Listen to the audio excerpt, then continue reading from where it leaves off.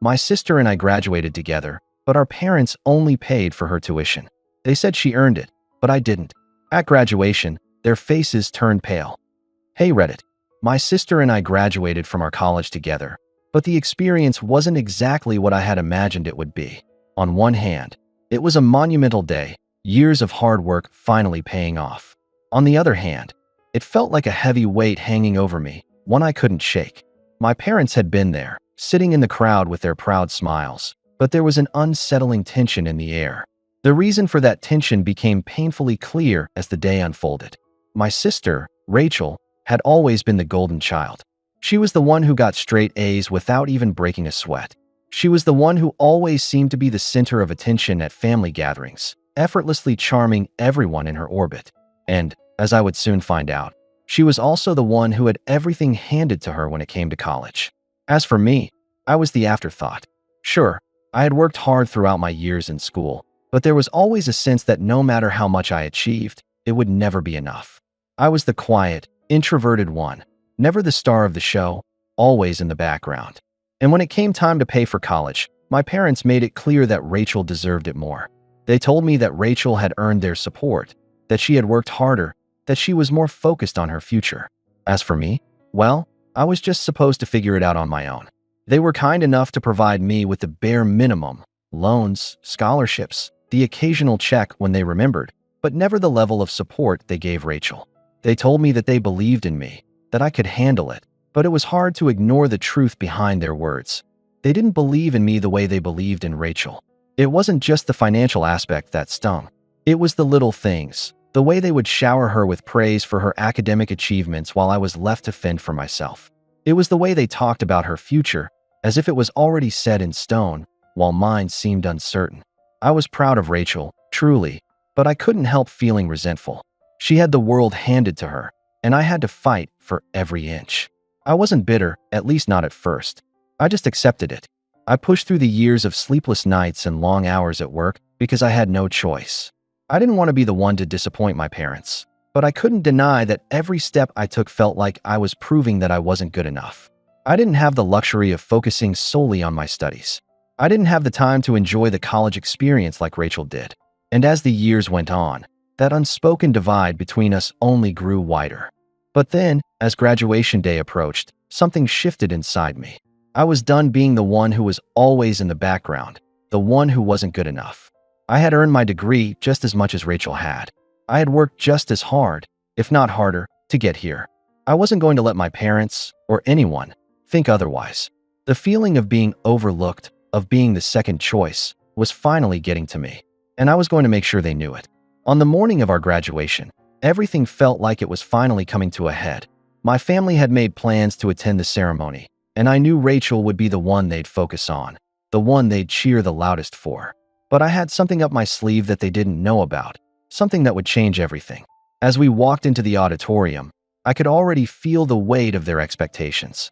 They were seated on the side, their eyes glued to Rachel as she walked proudly across the stage.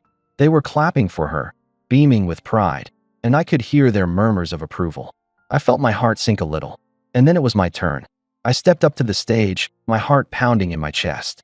My parents were clapping, but their enthusiasm was forced, as if they were only doing it because they had to. I walked across the stage, trying to keep my composure, but the entire moment felt surreal. I was finally here, finally graduating, but it didn't feel like a victory. It felt like a hollow accomplishment, one that had been overshadowed by the years of feeling invisible. But as I approached the microphone, ready to receive my diploma, something inside me clicked. I couldn't let this moment pass without making it clear that I was here, that I was deserving of this just as much as anyone else. So, I did something I hadn't planned. I turned to face the crowd, my voice shaking but steady. I wasn't sure where the words came from, but they came out in a rush. I know my parents are proud of me, but they've always been more proud of Rachel. They've always thought I couldn't handle it, that I didn't deserve their support. But I'm standing here today, and I'm here because I worked for it. I fought for it. There was a stunned silence in the crowd. I could see my parents' faces go pale as they processed what I had said. The proud smiles that had been on their faces disappeared, replaced by shock and confusion. My sister, too, looked stunned, her usual confidence faltering for the first time in as long as I could remember. I took a deep breath, feeling the weight of the moment settle on my shoulders. This wasn't just about me. It was about finally speaking the truth, about acknowledging that my struggles hadn't been in vain. I love my sister. I'm proud of her, I continued. But I've worked just as hard as she has. I've fought through every obstacle, and today, I'm here. Not because they gave me a handout, but because I earned it. And with that, I took my diploma and walked off the stage, the weight of my words hanging in the air. My parents didn't say a word to me after the ceremony. They were too stunned, too caught off guard by my outburst. But I knew, in that moment, that things would never be the same again. As I left the auditorium, I couldn't shake the feeling that this was just the beginning. Whatever happened next, whatever fallout came from what I had said, I was ready. I wasn't the person they thought I was, and I wasn't going to let them forget it. I had earned my place at that graduation, and I wasn't going to let anyone, including my own parents, take that away from me. But little did I know, the real consequences of my words were just beginning to unfold, and what happened next would change everything. The days following graduation were filled with tension. At first, I thought that maybe things would calm down, that I would return to the routine I had known for years. But it became painfully clear that nothing was going to be the same anymore. My parents avoided me, my sister was distant, and the weight of the truth I had unleashed hung over all of us. It started with the awkward silences at the family dinner table.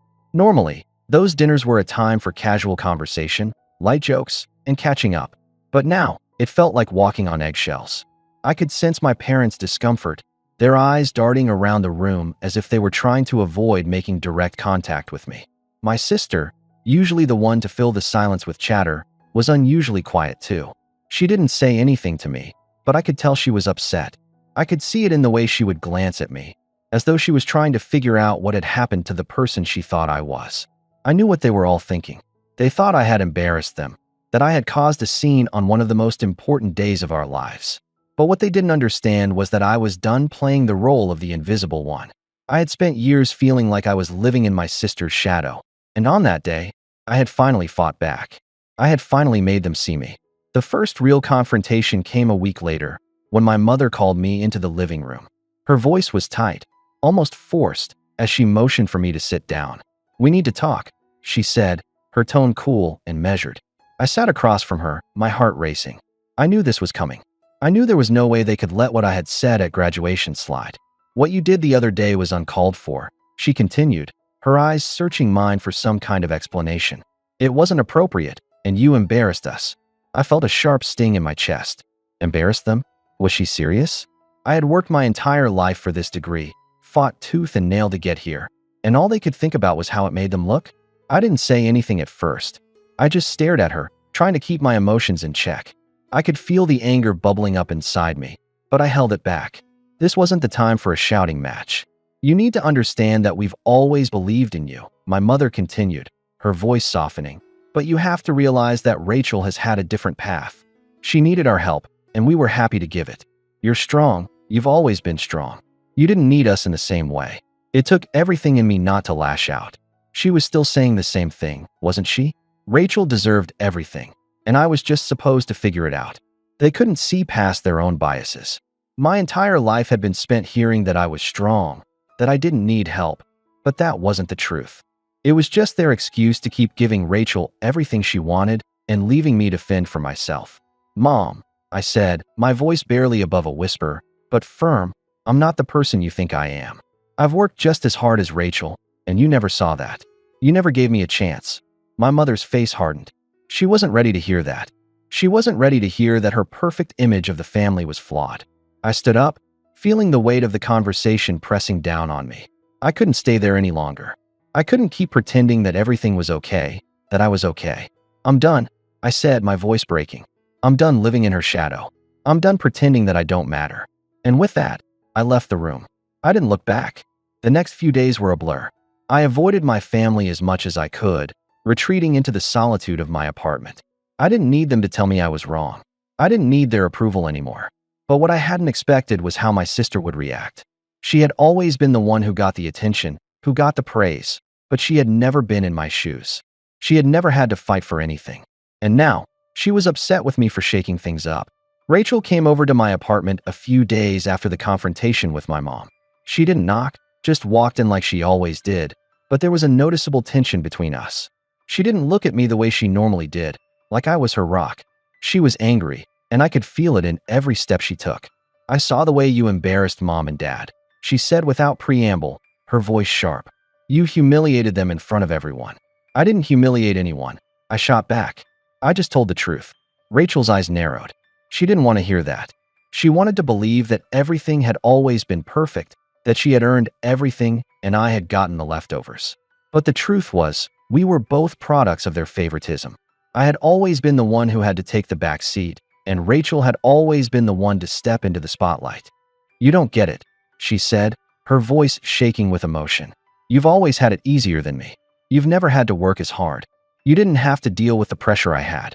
You didn't understand the expectations that came with being the oldest." And just like that, it hit me. Rachel was just as much of a victim as I was. She had been the one to carry the weight of our parents' expectations, the one who had to be perfect all the time. We had both been caught in the same trap, but I had never seen it that way.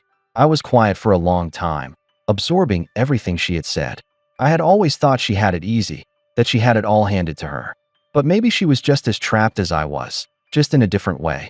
I didn't respond right away. I didn't know how to. But the realization hung in the air between us. We were both stuck in the same dysfunctional family dynamic, and we would have to figure out how to move forward together. Rachel finally spoke again, her voice softer this time. "I didn't know you felt like that," she admitted. "I thought I was the one who was always under pressure. But I guess we were both wrong." I nodded, my throat tight. "I don't want to fight anymore," I said. "I just want us to both be seen." And for the first time, I saw her look at me like we were on the same side. It wasn't perfect. We still had a long way to go. But in that moment, I realized that the road ahead would be different. We both had to confront our pasts, our parents' expectations, and the way we had been treated. But I wasn't afraid anymore. I wasn't going to let anyone define who I was. Not even my parents.